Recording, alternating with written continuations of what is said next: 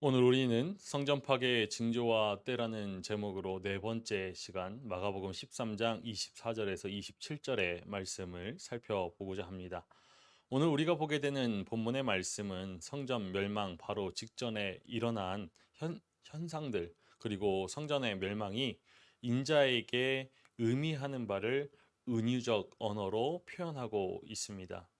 오늘 우리는 예수 재림의 주제를 31절에서 36절에서 이루어지는 것으로 보고, 오늘 우리가 보게 될 단락을 인자가 오는 것, 그리고 다음 단락에 그가 문 가까이 온 줄로라는 그 말씀, 이 재림의 언어라기보다는 성전 멸망과 성전 멸망에 따른 인자의 신원을 가리키는 은유로 보고자 합니다. 우리 오늘 말씀 마가복음 13장 24절에서 25절의 말씀을 읽어보겠습니다. 그때 그 환란 후 해가 어두워지며 달이 빛을 내지 아니하며 별들이 하늘에서 떨어지며 하늘에 있는 권능들이 흔들리리라. 원문의 말씀을 보게 되면은 이 단락이 반의적인 접속사 그러나 헬라어로는 알라로 시작하는 것을 우리가 볼 수 있습니다. 이 그러나로 시작되는 이 단락은 내용에 있어서 이전 단락과 단절이 있다라는 것을 암시하는 것이죠. 이 그러나 알라를 앞의 단락과 오늘 24절 이후의 단락 사이에 시간적인 반전이 있음을 드러내는 접속사로 본다라면은, 앞선 문맥은 종말의 시작을 알리는 유대 전쟁 전후의 상황을, 그리고 오늘 본문의 말씀 이 단락은 종말의 완성으로서 인자의 재림의 때를 배경으로 한다라고 말할 수 있습니다. 그렇게 주장하기도 하죠. 하지만 문맥상 더 분명한 대조는 환란 전후의 내용에 있습니다. 앞서 우리가 보았던 14절에서 23절의 말씀, 특히 19절의 말씀에서 가장 극심한 환란이 있을 것이다 라고 예고했지만, 오늘 본문의 단락은 환란이 환란으로 끝나지 않고 인자의 옴으로 끝날 것이다 라고 말씀하신다라는 점에서 두 단락, 앞선 단락과 오늘 단락의 내용상 반전이 있는 것이죠. 그러나로 시작하는 오늘의 말씀은 그런 점에서 이 마가복음의 이야기 흐름과 함께 환란을 통과하는 이런 이 마가복음의 말씀을 읽는 자들, 청자들에게 새로운 일에 대한 기대를 갖게 합니다. 24절의 말씀은 두 개의 시간 부사로 시작되죠. 그때, 그 환란 후, 그때에는 구약 성경의 말씀에서 하나님의 구원이 실현되는 종말의 때를 가리키는 표현이기 때문에 그 환란 후에 있을 하나님의 구원에 대한 기대를 불러오기에 충분한 표현이 될 것 같습니다. 그때는 천상 질서의 변화로 시작되는 것을 오늘 말씀에서 보게 됩니다. 묵시문학에서 이러한 변화는 하나님의 현현이 일어나기 직전의 현상으로 서술되고 있고, 그 의미는 사회적인 정치적인 차원의 것을 가지게 되죠. 성전이 파괴되고 예루살렘이 멸망하는 사건인 이 24절과 25절의 이러한 천상적 변화는 구약 성경의 언어를 통해서 묘사되고 있습니다. 이러한 묘사는 아모스 8장 9절 말씀과 이사야 13장 10절의 말씀을 통해서 확인할 수 있죠.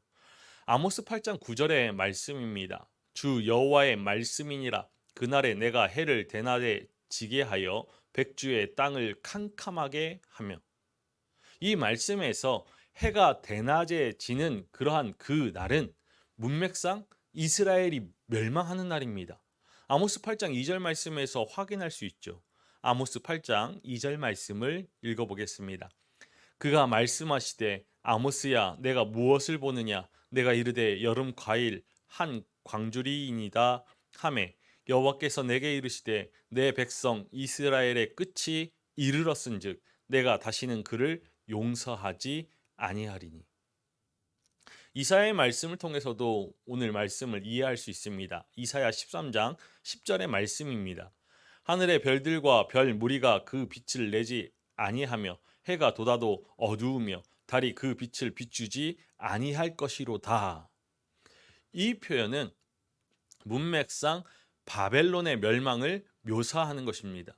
이사야 13장 1절의 말씀은 아모스의 아들 이사야가 바벨론에 대하여 받은 경고라라고 말씀하죠. 그리고 6절의 말씀은 너희는 애곡할지어다 여호와의 날이 가까웠으니 전능자에게서 멸망이 임할 것이미로다라고 하기 때문입니다. 그러니까 해가 어두워지고 달이 빛을 내지 않고 하늘의 별들이 떨어진다라는 이 마가복음의 표현은 유대 나라의 종말을 가리킨다라고 볼 수 있죠. 이러한 해석은 하늘의 광명체들이 세상 통치자들을 위한 은유로 사용되고 있는 그러한 우리가 볼 수 있는 성경 전체의 비유와도 일치하는 것입니다. 그러니까 우리가 보게 될 것이지만 오늘의 본문의 말씀은 성전 멸망과 성전 멸망에 따른 인자의 신원을 중심 주제로 삼고 있기 때문에 이 문맥에서 빛을 잃은 하늘의 광명체들, 해와 달과 별들은 인자이신 예수 그리스도의 승천에 따른 유대 정치, 종교 지도자들의 쇠락을 나타내는 비유가 될 것입니다. 예수님께서 이사야 본문을 사용하시는 데에는 전복적인 성격이 나타나고 있죠. 바벨론의 멸망을 위한 그런 심상을 예루살렘 성전 멸망을 위한 언어로 바꾸어 사용하시고 있기 때문입니다.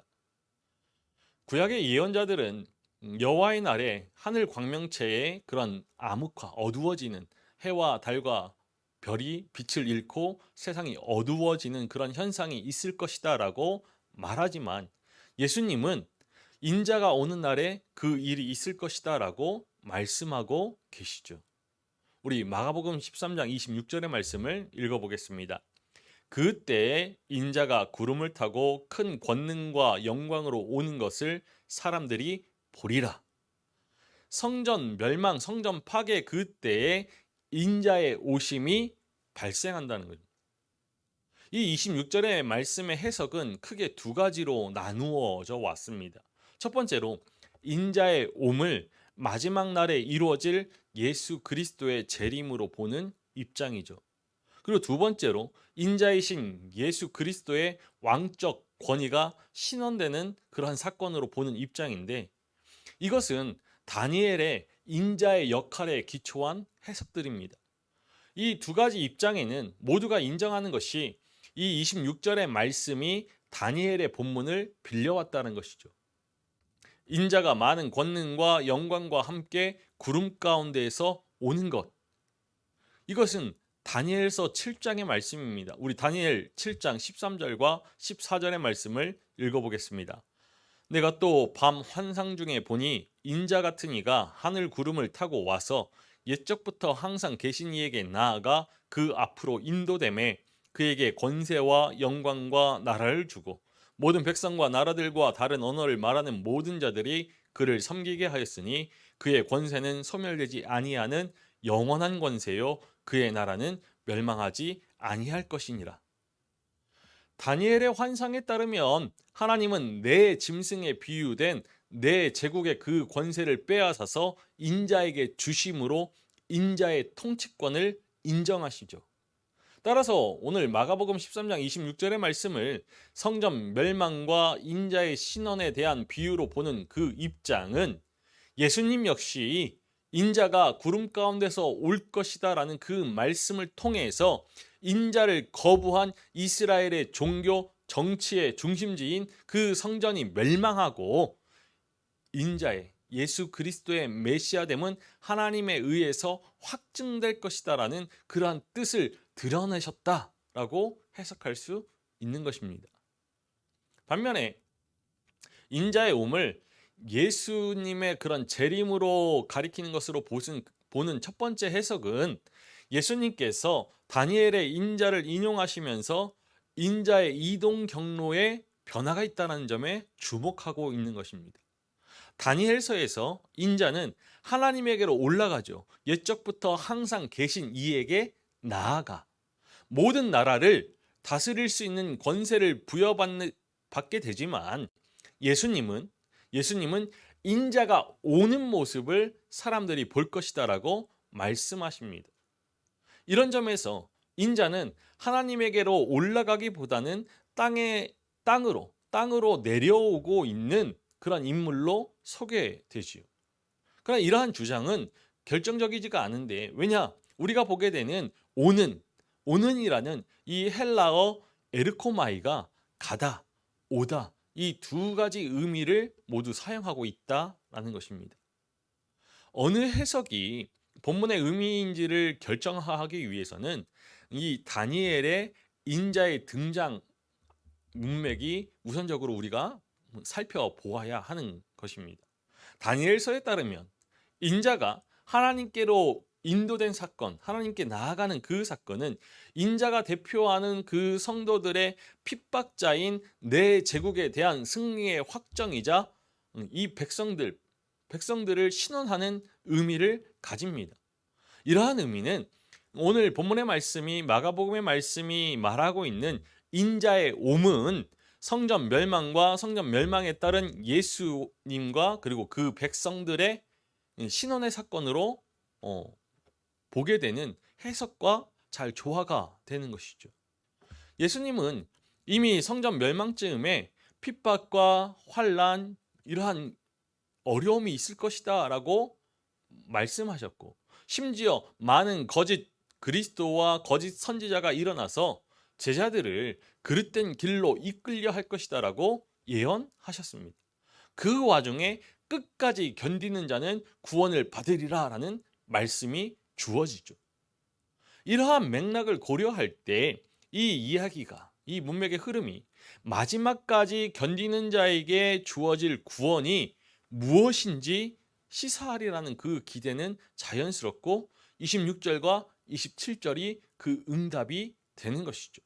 곧 거짓 선지자와 거짓 메시아의 그러한 선동의 목적과는 반대로 성전이 멸망되고 인자와 이 인자를 메시아로 믿고 따랐던 자들은 신원될 것이다라는 그 결론을 다니엘의 그 인자 본문을 근거로 내리게 되는 것입니다. 사실은즉 인자가 성전을 대치하리라는 그러한 암시는 마가복음, 우리가 지금까지 살펴보았던 그런 본문의 말씀들에서 곳곳에서 주어졌고 오늘 본문의 말씀에서도 다시 주어지고 있죠. 인자의 옴은 구약에서 하나님의 현존을 드러내는 그러한 매개체가 되는 구름, 그리고 하나님의 속성을 드러내는 권능과 영광의 언어로 소개됩니다. 특별히 권능과 영광과 관련하여서 시편 63편 2절의 말씀을 주목해야죠. 우리 시편 63편 2절의 말씀입니다. 내가 주의 권능과 영광을 보기 위하여 이와 같이 성소에서 주를 바라보았나이다. 이 시편의 시인이 하나님의 권능과 영광을 성소에서 볼 것이다 라고 말하고 있지만, 예수님은 사람들이 성소에서 볼 수 있었던 하나님의 영광과 권능을 인자, 예수 자신에게서 보게 될 것이다 라고 예언하고 계십니다.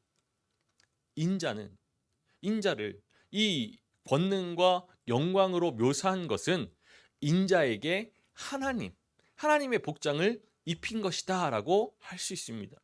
이것은 성전 멸망 후에 예수님께서 참된 성전이시자 그러한 신적인 권위를 가진 존재라는 것을 사람들이 하게 될 것이다 라는 것이죠. 그리고 26절 말씀에 사람들이 볼 것이다 라는 이 말은 이런 시각적으로 우리의 눈으로 보게 되는 그러한 모습보다는 시편 63편에서의 마찬가지로 경험하는 것, 이해하는 것, 그러한 의미로 이해되어야 할 것입니다. 사람들이 성전 멸망 후에 성전에서 경험될 수 있다라고 믿었던 그 하나님의 권능, 하나님의 영광을 인자에게서 보게 될 것이다라는 이 말이 이 지금 마가복음의 맥락에서 가지는 중요한 의미가 있습니다. 유대 전쟁 동안 폭력적인 그러한 저항 운동을 이끌었던 거짓 선지자, 거짓 메시아들은 모두가 하나님의 이름으로 전쟁을 벌이는 그런 성전의 정당성을 확보하려고 했습니다. 하지만 예수님은 하나님 나라의 완성은 이 거짓 메시아들의 주장처럼 무력 저항, 폭력적인 저항 운동을 통해서 실현되는 것이 아니라 하나님의 주권적인 능력으로 이루어지는 것이다라고 믿으셨죠. 이런 점에서 성전 멸망과 성전 멸망을 통한 인자의 신원은 하나님의 주권을 명백히 드러내는 사건입니다. 그러니까 이전의 단락과 오늘 본문의 단락을 비교했을 때도 인자를 통한 하나님의 주권적인 통치, 그리고 무력으로 이 땅에서 실현시키려는 거짓 메시아들의 통치는 뚜렷하게 대조되고 있는 것이죠. 더불어서 오늘 말씀은 제자들이 왜 거짓 메시아를 추종하지 말아야 하는지에 대한 그런 함축적인 가르침을 동시에 주고 있는데, 아마도 그 내용은 인자의 길은 하나님의 다스림을 받는 길이지만 거짓 메시아의 길은 망하는 길이다, 멸망하는 길이다 라고 이야기하는 것으로 우리가 이해할 수 있을 것 같습니다. 성전이 멸망되고 인자가 신원될 그때 일어날 마지막 일은 택한 자들의 돌아옴입니다. 우리 마가복음 13장 27절의 말씀을 읽어보겠습니다. 또 그때 그가 천사들을 보내어 자기가 택하신 자들을 땅 끝으로부터 하늘 끝까지 사방에서 모으리라. 하나님에 의해서 선택된 백성들이 종 노릇에서 돌아오는 일, 그러니까 출애굽, 구속의 사건은 제2 성전 시기에 유대인들이 품은 종말론적인 소망이었습니다. 특히 땅 끝에서 하늘 끝까지 사방으로부터 몰이라는 이 말씀은 신명기 30장 4절 말씀, 그리고 이사야 43장 5절과 6절의 말씀을 떠올리게 하죠. 신명기 30장 4절의 말씀입니다. 내 쫓겨난 자들이 하늘가에 있을지라도 내 하나님 여호와께서 거기서 너를 모으실 것이며 거기서부터 너를 이끄실 것이라. 이사야 43장 5절과 6절의 말씀입니다. 두려워하지 말라. 내가 너와 함께하여 내 자손을 동쪽에서부터 오게 하며 서쪽에서부터 너를 모을 것이며 내가 북쪽에게 이르기를 내놓으라. 남쪽에게 이르기를 가두어 두지 말라. 내 아들들을 먼 곳에서 이끌며 내 딸들을 땅 끝에서 오게 하며. 이 신명기와 이사야의 본문의 말씀에서 언약 백성의 돌아옴이라는 주제는 모두가 종말에 하나님께서 그 백성에게 가져오실 새 출애굽의 맥락에서 등장하고 있는 것이죠. 이러한 구약적인 배경을 고려한다라면은 오늘 마가복음의 말씀이 말하고 있는 것과 같은 그런 택한 자들을 모으시는 일은 새 출애굽의 실현으로 의도된 것이라고 볼 수 있습니다. 특별히 오늘 말씀에서 택한 자들은 환난, 그리고 거짓 선지자, 거짓 메시아의 미혹을 극복한 새 이스라엘을 가리키고 있기 때문에 종말론적인 새 이스라엘의 구속이라는 주제가 내포되어 있는 것이죠. 여기서 중요한 것은 새 출애굽의 주체를 누구로 이해하느냐라는 것입니다. 이를 위해서 두 가지 동사, 보내어 모으리라의 주체를 파악해야죠. 구약의 말씀에서 전령은 하나님의 수하에 있는 존재이고 또 그 백성을 포로에서 돌아오게 하는 자는 구약의 말씀들이 말해주고 있듯이 하나님으로 알려져 있기 때문에 이 두 동사의 주어가 하나님이라고 말할 수 있습니다. 그런데 앞선 본문의 말씀이 26절의 말씀을 고려한다라면은 택한 자들을 불러 모으는 일을 하는 주체는 인자로 보는 것이 이 마가복음의 맥락상 자연스러운 것이죠. 게다가 인자는 앞서 다니엘 7장 14절의 말씀에서도 하나님의 권세를 위임받은 존재일 뿐만 아니라 오늘 마가복음 26절의 말씀에서도 하나님의 권능, 하나님의 영광을 공유하는 그런 존재로 소개되고 있기 때문에 인자가 그 주어라는 사실은 의심할 여지가 없어 보입니다. 이러한 해석은 두 가지 의미를 제공하는 것이죠. 첫 번째로 이스라엘의 그런 메시아의 우회적인 표현인 인자. 인자가 성전 멸망 후에 택한 자들을 모으시는 이러한 일은 그 백성을 죄와 부패로부터 벗어나게 하려는 새 출애굽의 사역이 본격적으로 새 성전 되시는 예수 그리스도를 중심으로 시작될 것이다라는 것을 알려주는 것입니다. 구약의 시대에 포로에서 돌아온 이스라엘이 성전을 중심으로 모여들었던 것처럼 새 이스라엘이 된 택한 자들 역시도 성전 되시는 새 성전 되시는 예수 그리스도 인자를 중심으로 모여들 것이다라는 것을 암시하고 있죠. 내포하고 있는 것입니다. 두 번째로 구약의 전통으로 본다라면은 구속의 주체는 하나님이시지만 이제 그 구속의 사역은 인자에게로 돌려지는 것입니다. 하나님께서 그의 택한 자들에게 새 출애굽 곧 구속을 베풀 것이다라는 그런 하나님의 종말론적인 사역이 인자 예수 그리스도에 의해서 수행된다라는 점에서 인자는 하나님의 종말론적인 체현자로 볼 수 있는 것이죠. 택한 자들을 모으고자 보냄받은 이는 천사, 앙겔루스인데 이것은 천사 그리고 사람 모두를 가리킬 수 있는 낱말입니다. 만약에 지금의 말씀이 재림의 때에 관한 말씀이라면 천사로 해석하는 것이 가능한데 이는 마지막 추수꾼은 천사가 될 것이다 라는 그러한 사상이 신약 성경에서 종종 나오고 있기 때문이죠. 하지만 앞서 우리가 이야기해 본 대로 이 문맥은 성전 멸망의 때에 관한 것이기에 보냄받은 이는 제자들 혹은 초기교회 복음 전파자로 볼 수 있습니다. 성전이 파괴되어서 유대 민족이 종말을 맞이하는 때는 역설적으로 이스라엘이 회복되는 때이죠. 이때 회복되는 이스라엘은 바로 예수 그리스도를 믿고 따르는 새 이스라엘입니다. 오늘 이 짧은 본문의 말씀은 하늘 광명체, 해와 달과 별, 이 종말론적인 변형과 인자의 오에 관한 담화로 이루어지고 있죠. 먼저 하늘의 해와 달과 별은 고대 시대에 그 세상의 주관자들을 가리키는 상징들로서 선지자들의 전통에 따르면 여호와의 날에 그런 변형을 일으킬 것이다라고 예언되어져 왔습니다. 그렇기 때문에 인자의 옴이 상징하는 이 사건은 곧 하나님이 역사에 개입하시는 종말론적인 사건이 될 것이다라는 것을 우리가 알 수 있습니다.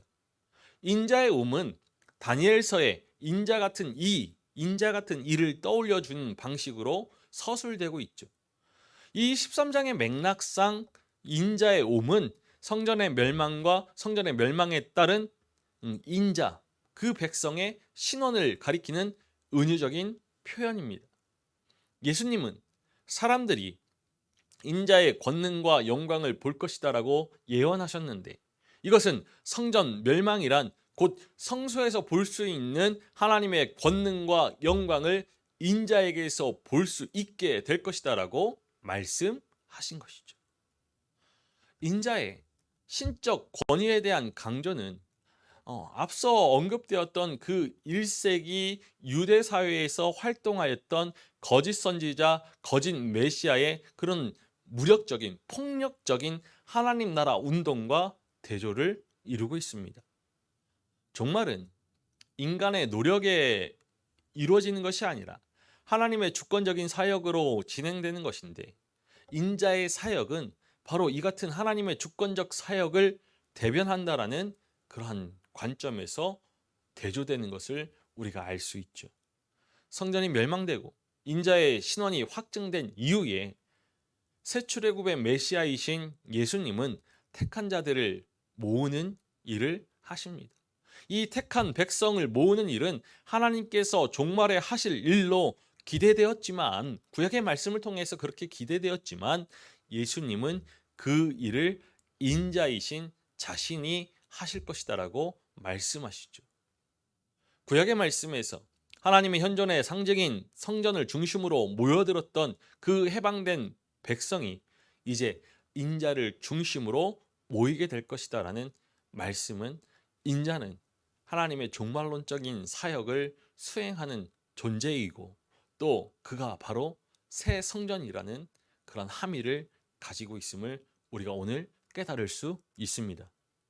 이제 옛 이스라엘과 새 이스라엘이 공존하는 그러한 시대가 막을 내리고 예수 그리스도께서 권세를 얻고 오직 예수 그리스도께서 성전의 기능을 하면서 예수 그리스도께 새 출애굽의 메시아에게 속한 새 이스라엘 백성만이 택한 백성의 지위를 얻게 되는 새 시대가 시작되는 것입니다. 새 성전 대신은 새 출애굽의 메시아 예수 그리스도의 그러한 구속의 은총 가운데 살아가는 우리는 오늘 마가복음의 말씀을 통해서 삶의 가치와 지향, 사고를 새롭게 정립해야 할 것입니다. 미혹의 시대를 살아가고 있는 우리는 이 땅에 다시 오셔서 백성된 우리를 신원하실 그런 권능과 영광의 그리스도를 소망하면서 믿음의 삶을 오롯이 살아가야죠. 예수 그리스도를 뒤따르는 그런 길 위에 오롯이 서 나아가야 합니다.